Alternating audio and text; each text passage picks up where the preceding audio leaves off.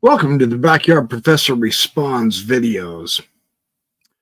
I am perplexed tonight, and I want to respond to a couple of ideas, and this is about the UAPs, the aliens, and religion, and Jesus, and Christianity, and I might pull in a little bit of Mormonism because, again, the UAP situation that we are facing now, I happen to side with the optimists. They're real and they really are here. And we have to figure out a way to deal with this. Now, we know that the hearings coming up November 13th, full disclosure, probably not so much.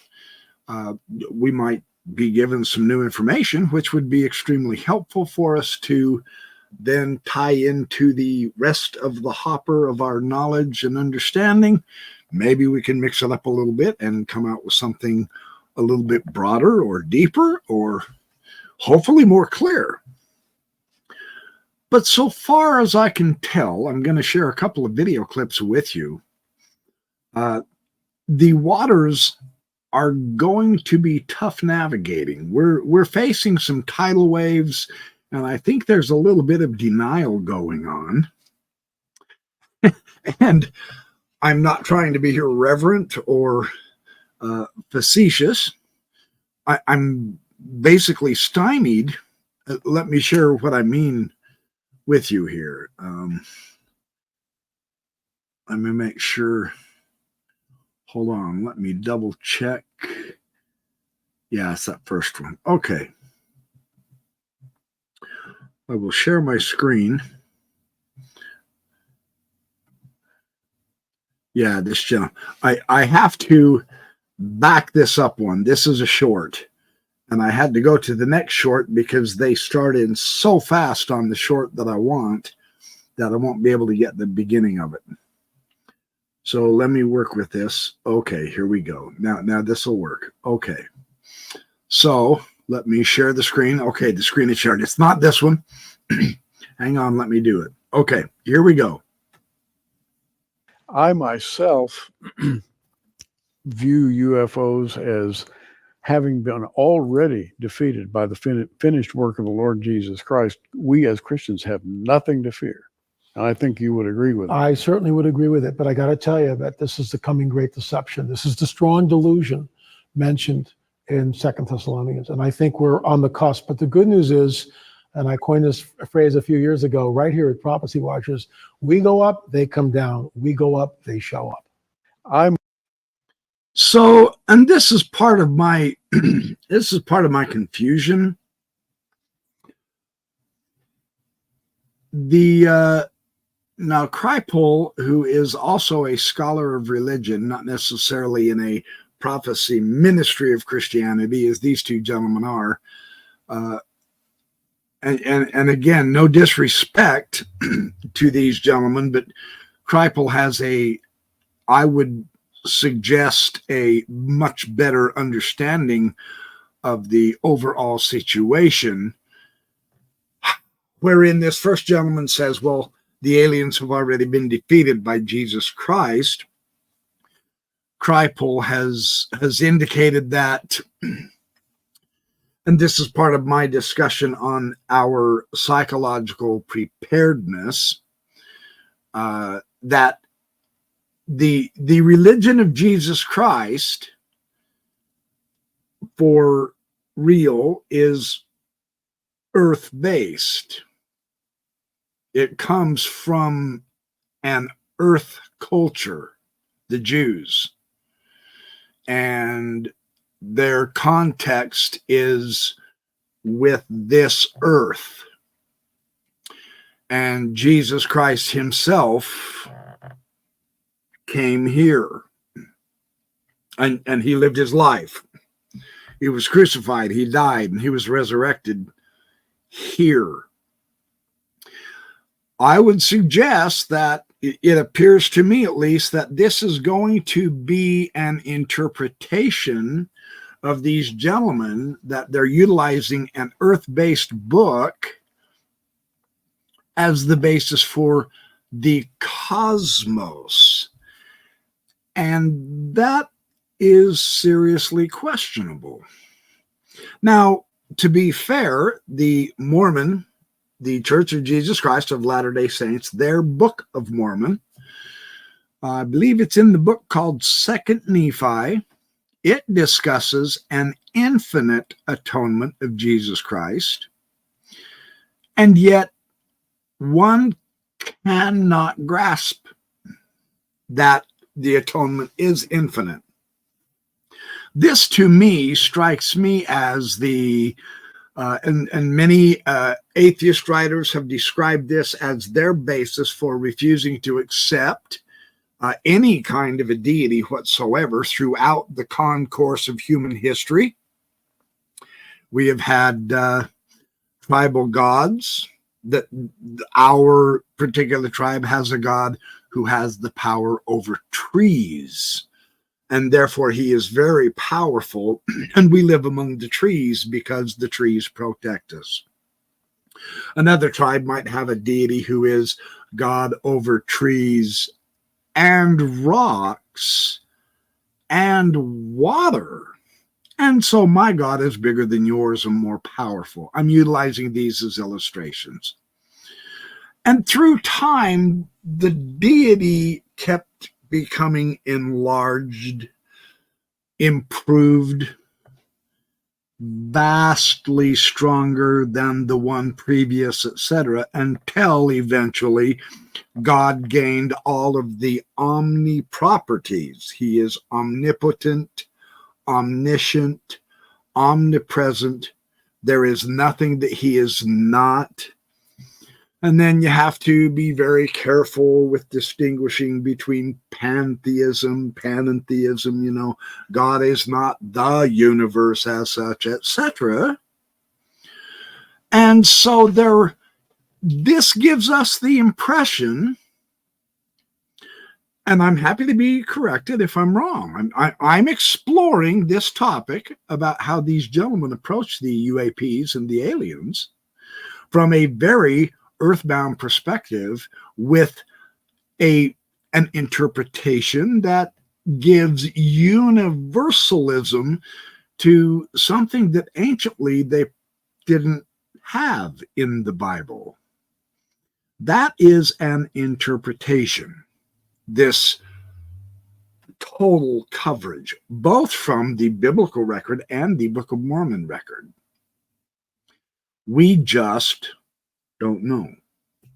And it's not a crime to not know.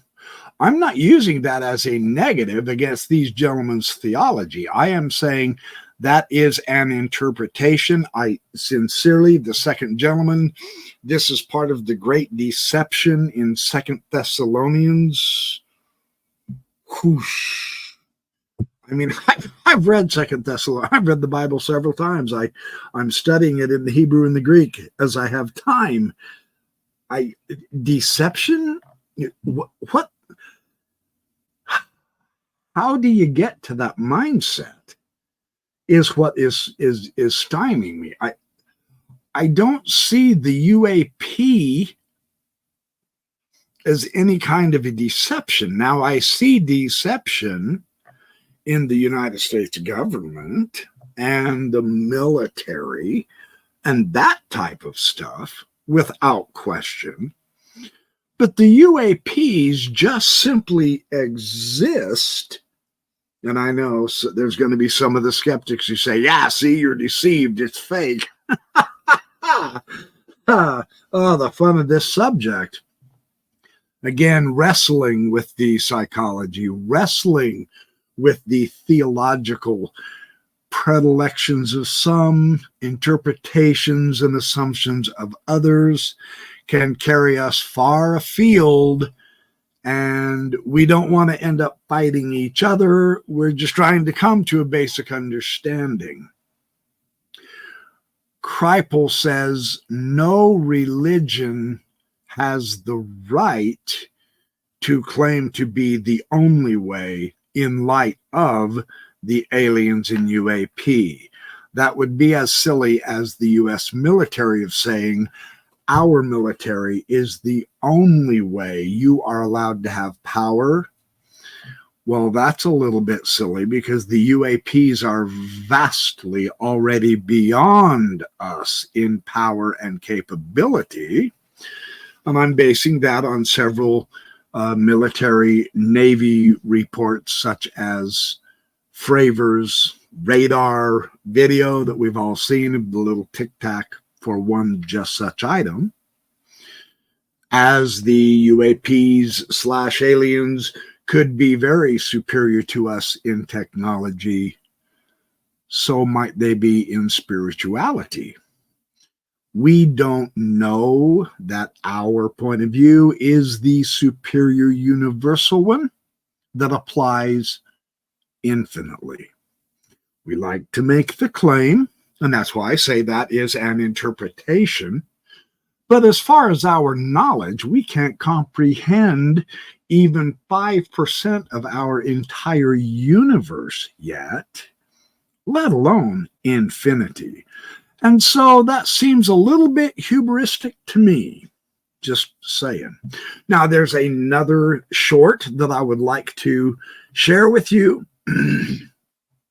with the idea that we want to get another point of view about this idea of fearing the UFOs. And I will share this. Let me get here. Hang on. Yes, this is the one. Whoops. Let me get to the right one. Okay, here we go. Should Christians be worried if it's suddenly revealed that extraterrestrials are real? Like, shouldn't that bother us? Shouldn't that be an issue? Because that would fly in the face of all of the whole Bible, would it not? That would actually prove that evolution is true and that we're not alone in the universe. Therefore, these things are true and the Bible is false, right? In short, no, absolutely not. We should not be worried about it. In fact, I would argue this is exactly what we should expect based on the Bible, biblical prophecy, and also understanding of general biblical theology. So we'll get into that a little bit here in just a minute. I would actually be more surprised if it doesn't happen in the next few decades than if it did happen. Should Christians? So I think this young man is somewhat confused with the idea of either or. He is worried that the existence of these UAPs / aliens are a threat to the Bible, the completeness of the Bible. It would prove evolution, and that could be a complete disaster from his point of view. And yet we do know that there are many Christian scientists who have already entirely accepted the concept of evolution, and yet they are Bible believers. So that isn't a dichotomy, that isn't a contradiction to them. This dialectic between the science and the religion is more or less of a coupling. The Bible isn't either proven true or proven totally false so much as just incomplete. Now, when I present it in this manner, that's not a negative, it's simply a factual statement. And one part of the basis of my proceeding to see the Bible as incomplete is, once again, we have an earth-bound text. What I mean is it arose from a culture, the Jews, anciently, in a specific time period on a 4 billion year planet. And the Jews were not the earliest possible humans by any means. They're actually latecomers to the humanity.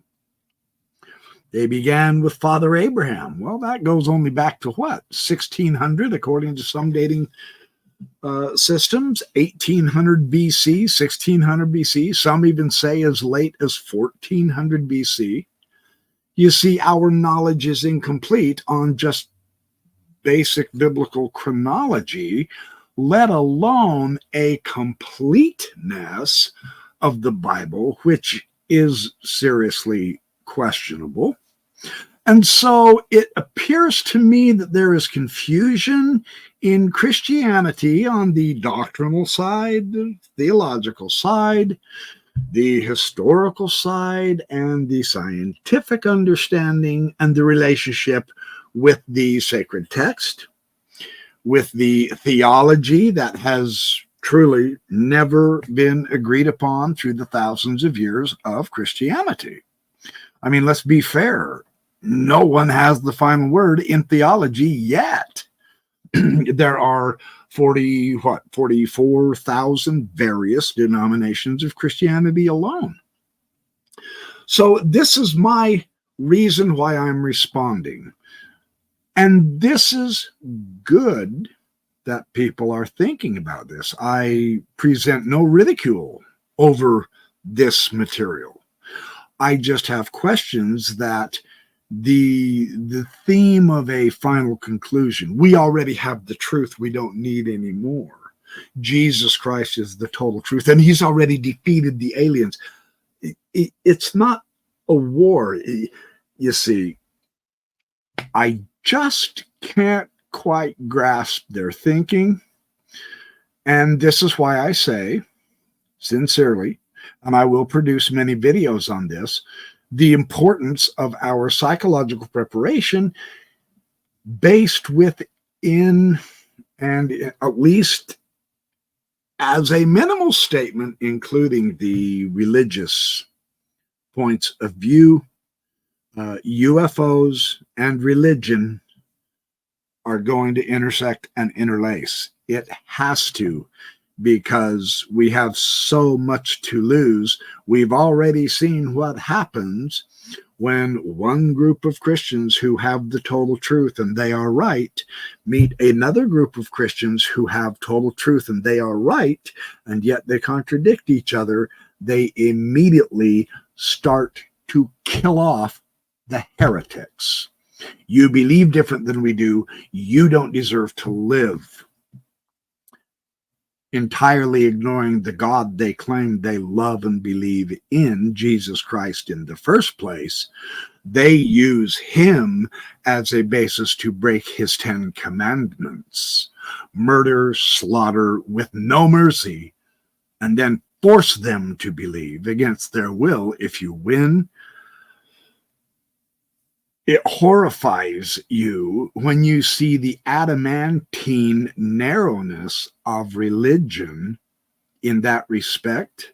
My suspicion is the edginess of just these two examples demonstrate that Christianity is not at all psychologically prepared to deal with this issue. This is why I propose that we need to, in friendly manners, begin to open up and quit worrying about converting and convincing, and let us strive for understanding and wisdom.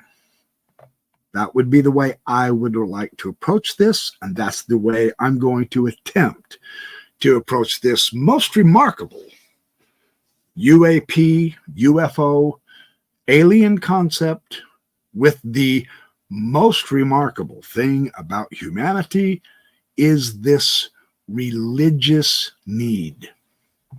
So thanks for watching my BYP Responds videos. I will be back to share more as I find some. In the meantime, remember, be good, do well, have fun, work hard, get lots of sleep, and make friends and smile, because it's the thing to do. And fight the good fight, to echo my friend Richard Dolan. See you later.